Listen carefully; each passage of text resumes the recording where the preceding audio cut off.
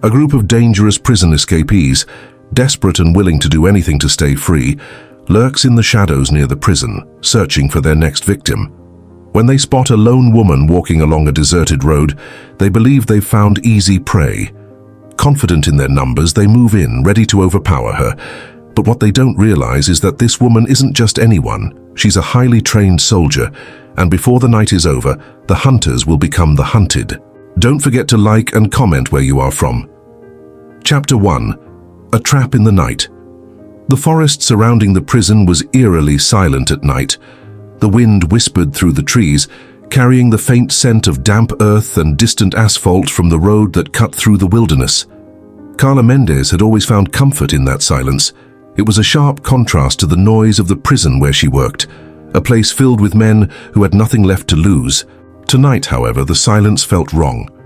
She had finished her shift late, tired from dealing with yet another dispute between inmates that had nearly turned into a riot. The semi-open regime allowed certain prisoners to move around during the day, but it also created a dangerous dynamic. Some of them were always looking for an opportunity, and tonight, 8 of them had taken it. She had heard the reports before she left. Multiple fugitives, last seen moving toward the nearby forest. Security had been heightened at the prison entrance, but the road leading to the staff lodging was isolated. Carla didn't like the idea of walking that route alone, but she refused to show fear. Adjusting the strap of her duffel bag, she stepped onto the dirt path that cut through the trees. The moon hung low, casting long shadows that twisted with every step she took. The soft crunch of gravel beneath her boots was the only sound, until she heard something else. A twig snapped. Her pulse quickened. She wasn't alone. Carla kept walking, forcing herself to breathe evenly. Years of working in the prison had sharpened her instincts. When you know you're being watched, you don't react immediately. You wait. You listen. You make them think you're unaware. The shadows shifted ahead of her. A figure stepped onto the path, then another, and another. She counted 8. They surrounded her slowly, moving in deliberate steps. She knew these men. They had spent years behind bars, some for violent crimes, others for lesser offenses. But they all had one thing in common. They were desperate, and desperation made people unpredictable. "Well, well," a voice sneered. "Look what we got here, boys." Fagundes, a repeat offender, a known manipulator. He was the kind of criminal who could blend charm with menace effortlessly. Carla had dealt with his type before. She didn't stop walking. "Not in the mood for conversation?" Fagundes mocked, blocking her path. His dark eyes gleamed in the dim moonlight. "Come on, Mendez. You know us. No need to be rude." Carla didn't respond. She took a measured breath and kept walking. That's when the first hand grabbed her wrist. In an instant she moved. A sharp twist, bone popped, a scream. The prisoner staggered back, clutching his broken wrist, but another one lunged for her. Carla spun, ducked, drove her elbow into his ribs. He gasped, folding forward. She grabbed his head and slammed it against her knee. He collapsed. The others hesitated. She used that hesitation. Her next move was faster, more brutal. A sharp kick to the kneecap of the closest one. He screamed as his leg buckled. She needed to move. If they got her on the ground, it would be over. But they weren't backing down. "You're gonna regret that, Mendez," Fagundes snarled, pulling a blade from his waistband. Carla exhaled slowly. A knife. That changed things. She adjusted her stance. She had no weapons, just her training, her instincts, and the knowledge that she couldn't afford to lose. The fight was just beginning. Chapter 2. The First Blows. The moment Fagundes drew the knife, Carla knew she had seconds to act. She had fought against armed men before, but there was a difference between fighting one trained opponent and fending off 8 desperate criminals in the middle of the woods at night, with no backup. Her muscles tensed. She couldn't let them surround her. Fagundes smirked, spinning the knife between his fingers. "You think you're tough, don't you, Mendez?" His voice dripped with amusement, but she caught the tension in his grip. He wasn't as relaxed as he wanted to seem. Good. The other men were still recovering from the damage she had already done. 2 were down, but 6 remained standing. That was still too many. One of them, The tallest, stockiest of the group spat onto the dirt. "Let's just do it already, man. She's not armed. What's she gonna do?" Wrong question. Before any of them could react, Carla moved first. Speed was her greatest weapon. She kicked a cloud of loose dirt into Fagundes' face and lunged before he could react.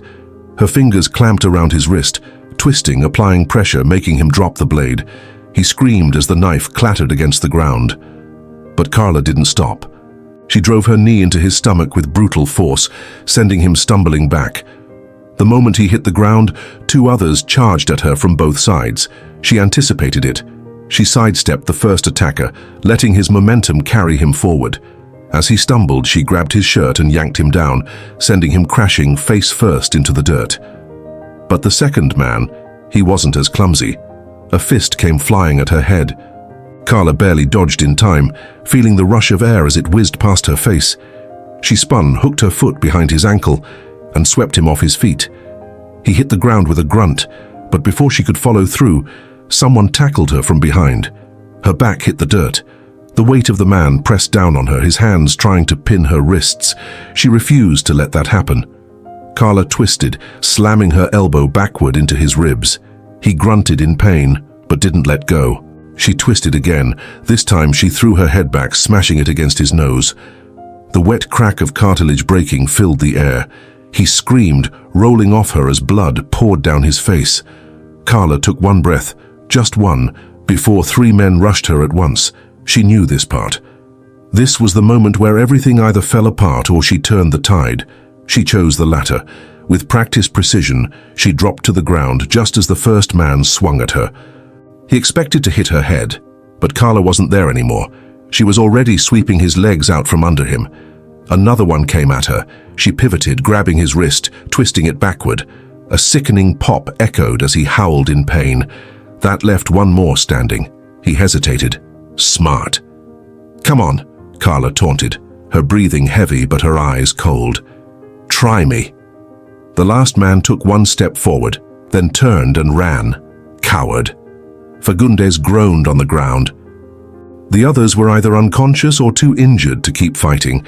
Carla wiped a smear of blood from her lip and straightened. 7 down, 1 running, but she wasn't letting him escape. Her feet moved before she even thought about it. The chase was on. Chapter 3. The last man running, Carla sprinted after the escaping prisoner. He was fast, but she was faster. Her boots pounded against the dirt, her breath steady despite the chaos behind her. The man was desperate.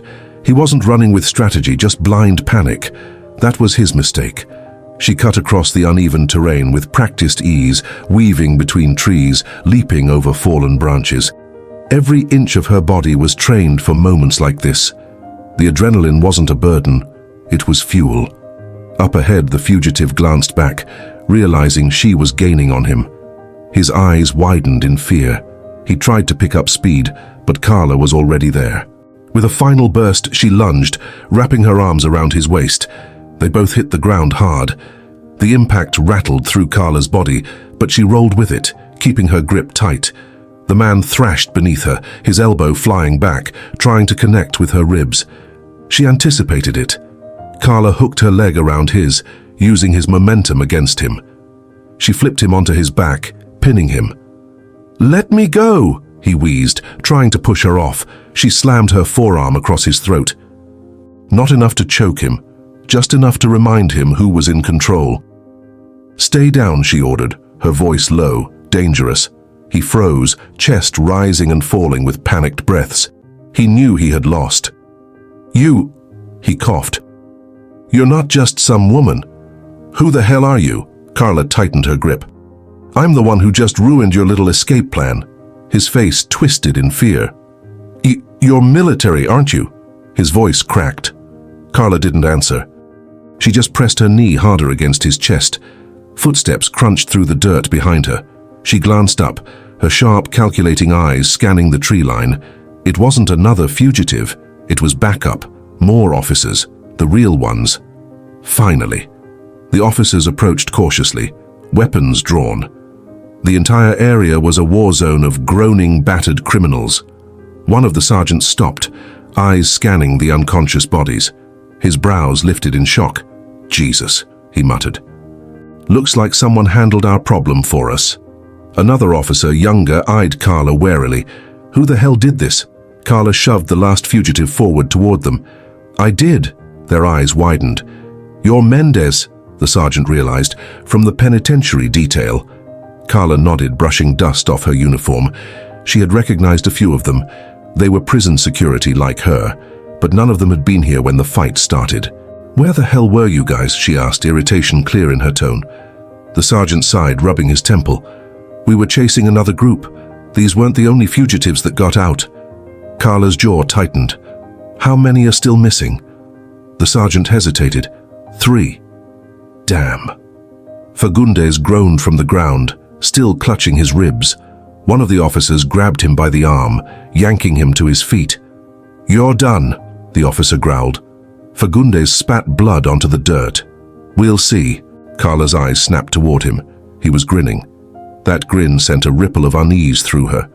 She had seen that look before, the look of a man who wasn't afraid of going back to prison because he already had a plan in motion. Carla stepped forward, her voice a low, sharp blade. "What are you smiling at, Fagundes?" He licked his cracked lips, smirking. "Just thinking about how fun it's going to be when we see each other again." One of the officers shoved him toward the transport van, but Carla didn't move. She had a bad feeling about this. This wasn't over. Not by a long shot. Chapter 4.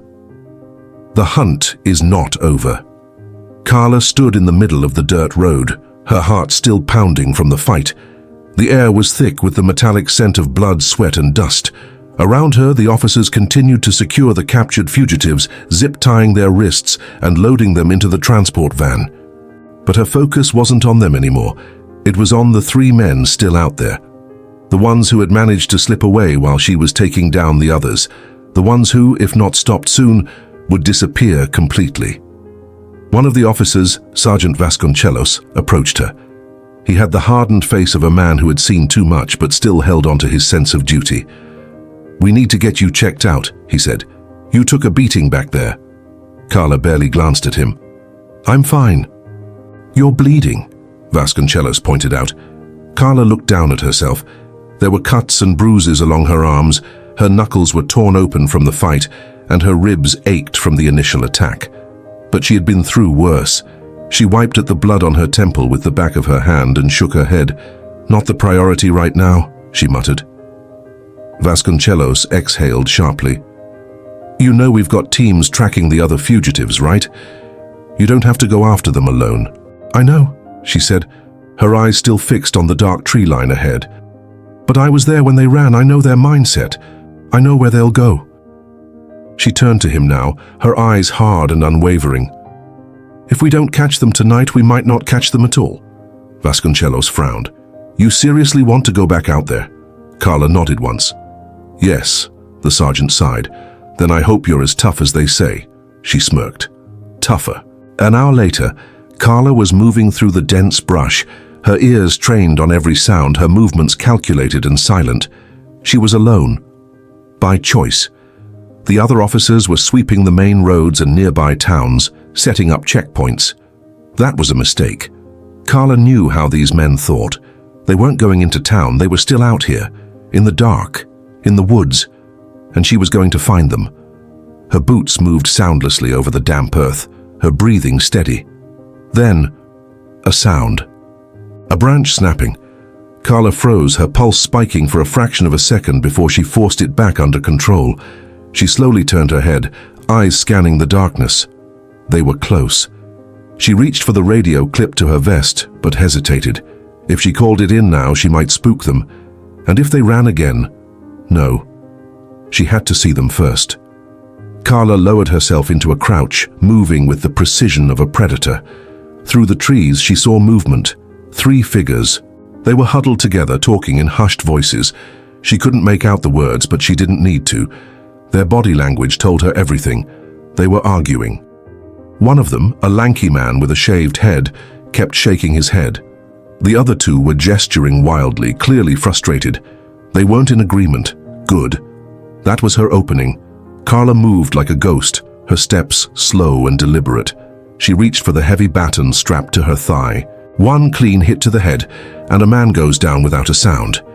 She waited, her muscles coiled, every inch of her focused on the right moment to strike, and then a loud snap beneath her boot. Shit! The fugitives spun toward the noise instantly, their eyes locked onto her. A beat of silence, then, "There she is!" they scattered. Carla moved. She lunged at the nearest one, the bald man, swinging her baton in a blur. Crack! His body crumpled before he could even scream. She barely had time to register the success before the next one came at her. Carla ducked under a wild punch, driving her elbow into his ribs. He let out a strangled gasp, but the third fugitive was already running. Carla let him go. For now, she had 2 down. That was enough.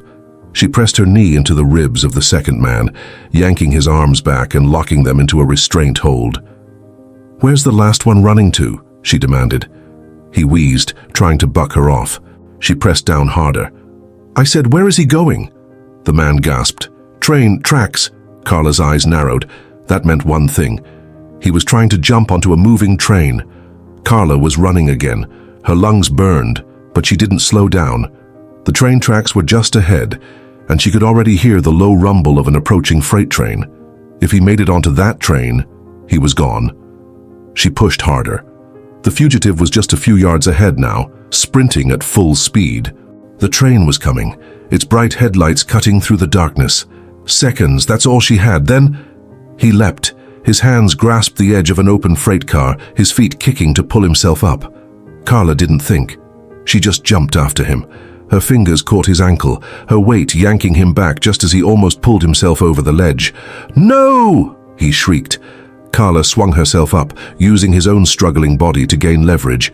She wrapped her arm around his throat, pulling him back with her full strength. They both went tumbling off the side. The impact hit like a truck. Carla rolled, the ground tearing at her exposed skin. The fugitive wasn't so lucky. He landed hard, his head cracked against the gravel. And just like that, the last fugitive was down. Carla pushed herself up, chest heaving as the train thundered past. She reached for her radio. "This is Mendez," she said, voice steady despite everything. All fugitives accounted for. Chapter 5.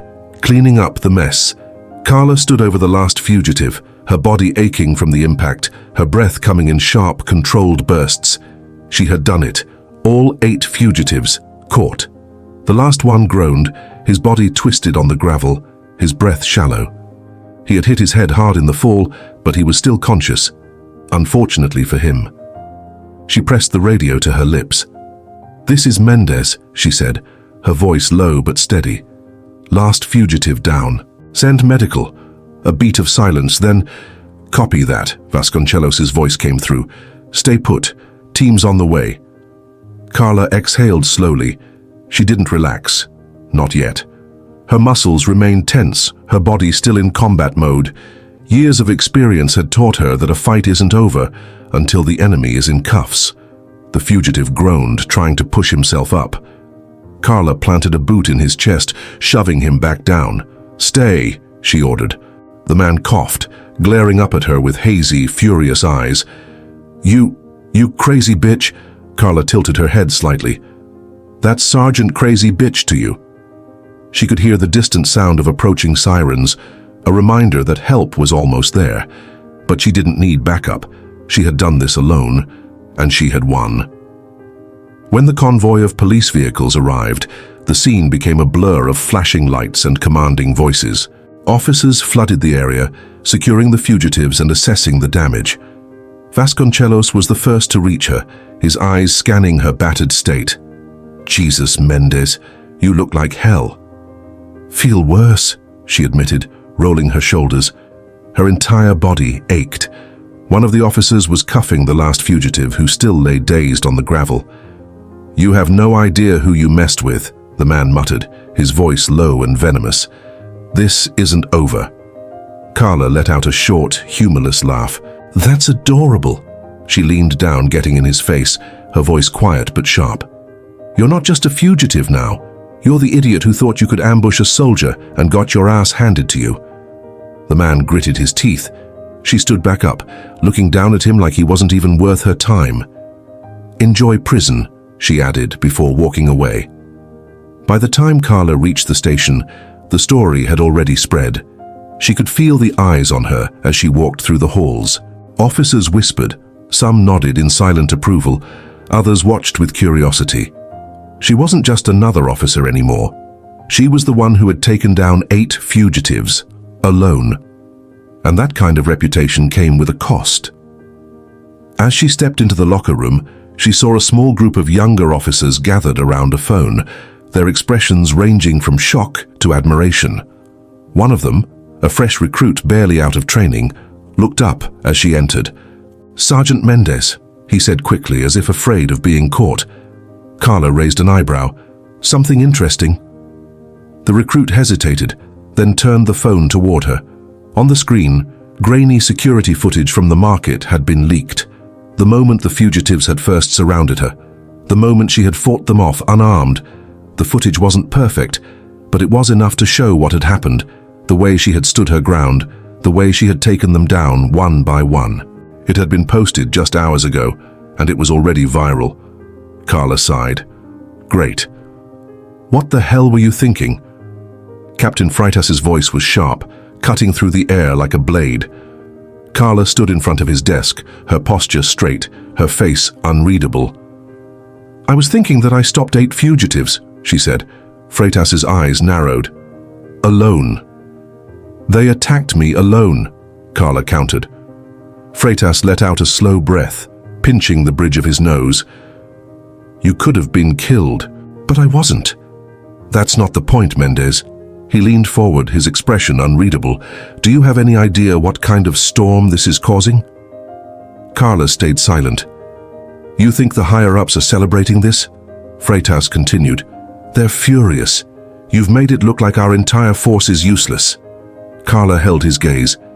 "If they had done their job, I wouldn't have needed to do it for them." Freitas's expression hardened, but he didn't disagree.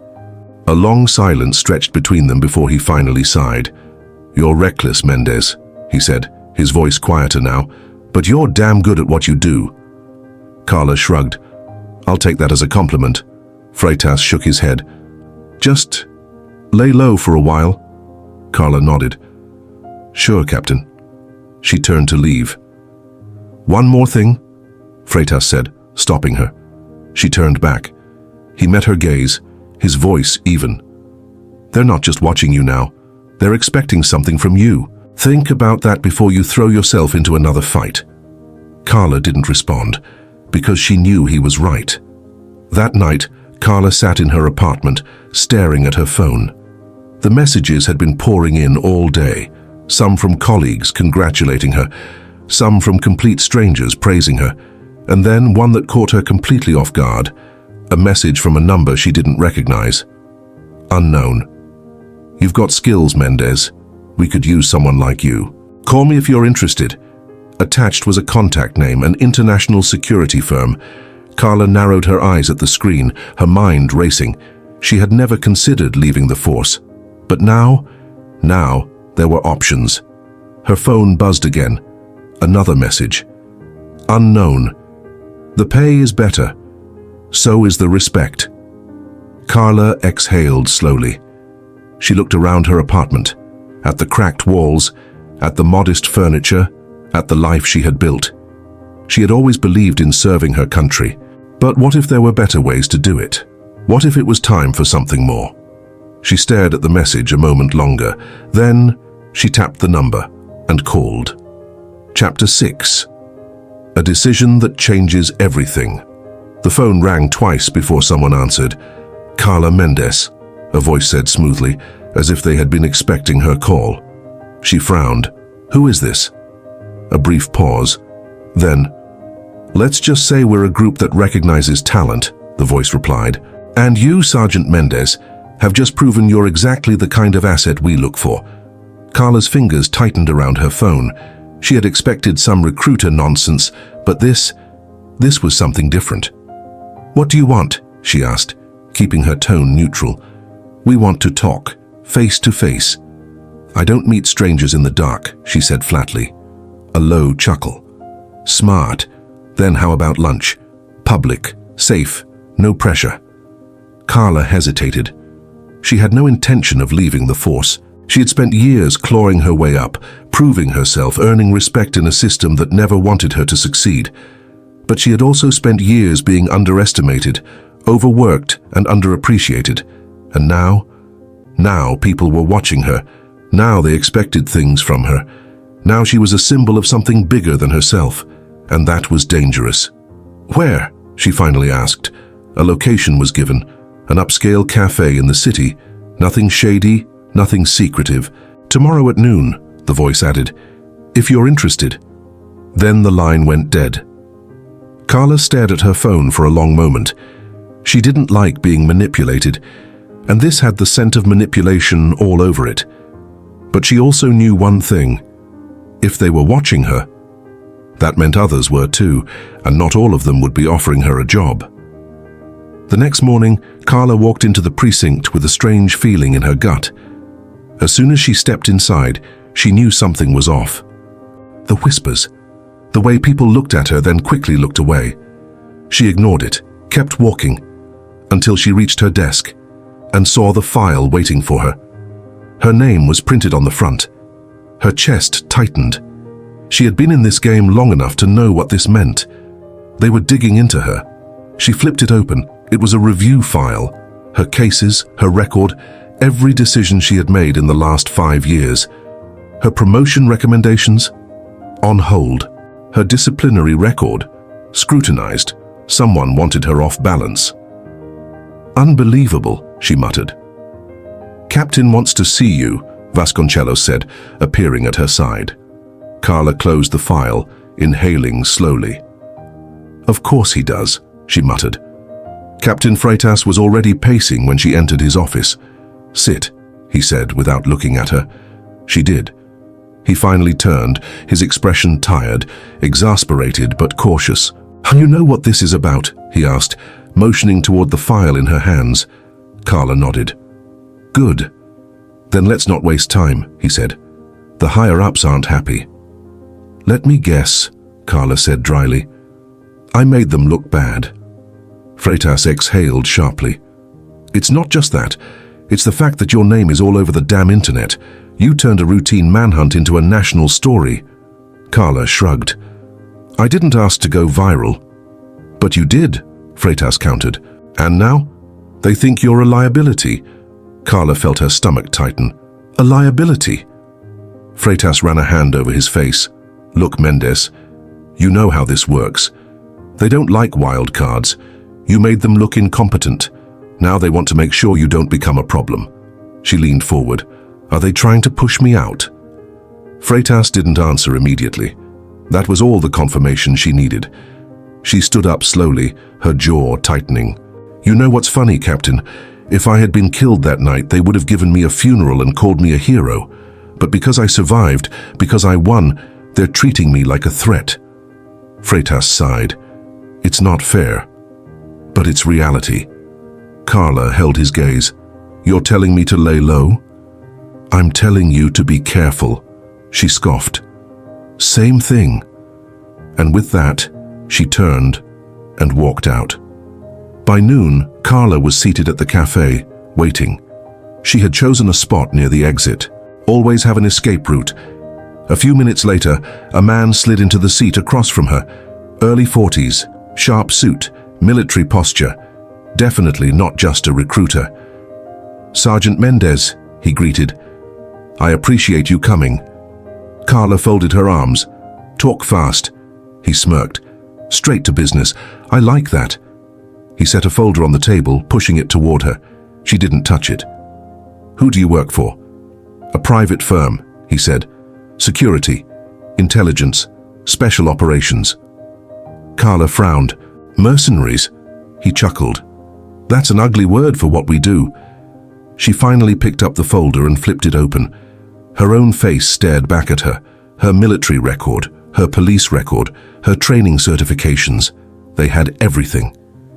We've been watching you, the man continued. Your skill set is rare, and your mindset even rarer. She closed the folder. So what? You want me to be a hired gun? Not just a gun, he corrected. A leader. Carla hesitated. Because that was the difference. They weren't just offering her a paycheck, they were offering her power, control over her own fate. You don't have to answer now, the man said, but think about it. Right now you're trapped in a system that fears you, that resents you, that's trying to bury you. His gaze locked onto hers. We're offering you a way out. He slid a business card across the table. Then he stood. Call if you're interested. Then he walked away, leaving Carla alone with a choice she never thought she'd have to make. Chapter 7. A Soldier's Dilemma. The business card sat on her desk like a loaded weapon. Carla had been staring at it for the past hour, the name printed in crisp black letters, no logo, no company website. Just a direct phone number, a way out. She should have tossed it in the trash, but she didn't. Instead, she reached for it, paused, then put it back down. Because despite everything, despite how much she wanted to believe there was a better option than being strangled by the system she served, she wasn't ready to walk away. Not yet. The precinct was tense when she arrived the next morning. The whispers hadn't stopped, neither had the stares.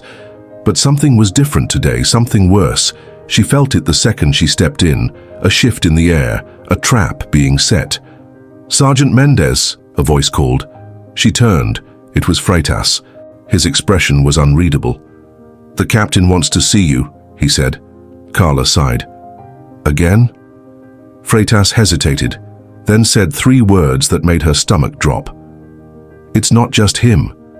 She stepped into the conference room, where 3 men in suits were already seated. Not just any men. Internal affairs. The real wolves of the department. She had dealt with them before, but never like this. Have a seat, Sergeant, one of them said. She didn't like this. Didn't like the way they were looking at her, like she was already guilty. She sat anyway. We'll get straight to it, the lead investigator said. We have concerns about your actions regarding the escaped convicts. Carla kept her face neutral. Concerns. The man slid a file across the table. She opened it. Surveillance photos. Of her. Walking into the cafe the day before, meeting the man in the suit. Her pulse slowed, not from fear, from pure, calculated fury. They were watching her. They had followed her. And now? Now they were using it against her. Explain this, the investigator said. Carla leaned back, crossed her arms. What exactly am I explaining? She asked. The man's mouth twitched. You were seen meeting with an unidentified individual linked to private security firms with questionable reputations. Carla exhaled slowly. You mean the guys your department hires when you don't want to get your hands dirty? Silence. For the first time, the investigator's expression cracked. She smirked. Yeah, she continued. I know exactly who they are, but I wasn't there for them. They came to me. And why would they do that? The second investigator pressed. Because, Carla said, leaning forward, I'm damn good at my job. Silence again. The lead investigator folded his hands. Sergeant Mendez, he said carefully, you're in a delicate position. You're under scrutiny. Your decisions, your associations, matter. Carla narrowed her eyes. Is this an interrogation, she asked, or a warning? The man smiled. That depends, he said. On what? She wanted to ask, but she already knew the answer. It depended on whether she stayed in line or not. That night, Carla sat in her apartment, turning the business card over in her hands. She could still feel the weight of their words in that room. They weren't telling her to quit. They were telling her to obey, to sit down and shut up, to be grateful that they were only watching her, for now. Her phone buzzed. A text. Unknown number. You've seen how they work. Now, you decide if you want to keep playing their game or join a better one. She stared at the message. Her heart was pounding. Because she knew. This was it. This was the moment she had to choose. To keep fighting a battle rigged against her. Or walk away. For the first time in her entire life. She didn't know which side to pick. Chapter 8. The Final Stand. The city felt different today, not because the streets had changed, not because the people had changed, but because Carla had changed. She stood in front of her bathroom mirror, staring at herself, at the bruises still fading, at the scars that would never heal, at the woman she had become, a woman at a crossroads. One path led to obedience, staying in line, keeping her head down, pretending that what happened in that dirt road was just another day in uniform. The other, a path that would burn everything down. And Carla, she had never been afraid of fire. She picked up her phone, dialed the number on the business card. It rang. Once, twice, then a voice. "You've made your decision." Carla exhaled. "I have one condition." A pause. "Go on." "You help me expose the corruption in this department," she said. "I'm not running. I'm not hiding. I'm fighting back." Another pause. Then, a chuckle. "That's why we wanted you, Mendes." A location was sent. A time. Carla ended the call, and for the first time in years she felt like she was finally doing the right thing. The next morning, Carla walked into the precinct, all eyes on her, the whispers louder than ever. Freitas was at his desk. His gaze flicked up. "Carla, what are you—" "Where's the captain?" she interrupted. He hesitated, then sighed. "Office." Carla nodded and walked straight in, not bothering to knock. Inside, the captain and the same internal affairs officers from before were already waiting. They expected her. Good. She shut the door and dropped a file onto the desk. A thick file, a dangerous file. "What is this?" the captain asked. Carla crossed her arms. "Evidence," she said, "of corruption, cover-ups, falsified reports." The captain's face turned pale. "You don't want to do this, Mendes," one of the IA officers warned. Carla smirked. "I already did." And then, her phone buzzed. A message from the unknown number. "Check the news." Carla took out her phone, turned it around and pressed play. A live news broadcast. Headline: "Police corruption exposed. Leaked files shake the city." The room went silent. Carla didn't need to say another word, because the world was already listening. By nightfall, everything had changed. Multiple officers placed under investigation. The captain placed on immediate leave. Protests erupting across the city. Headlines running non-stop. And Carla, she wasn't just a soldier anymore. She was a symbol of defiance, of justice, of what happens when you push the wrong woman too far. Carla sat on the hood of her car, watching the flashing lights of the news vans. Her phone buzzed again, a message from an unknown number. "You did good, Mendes." She smiled and typed back, "I'm not done yet." If you were in Carla's shoes, would you have fought back or would you have let them win? Let's hear it. Drop a comment below.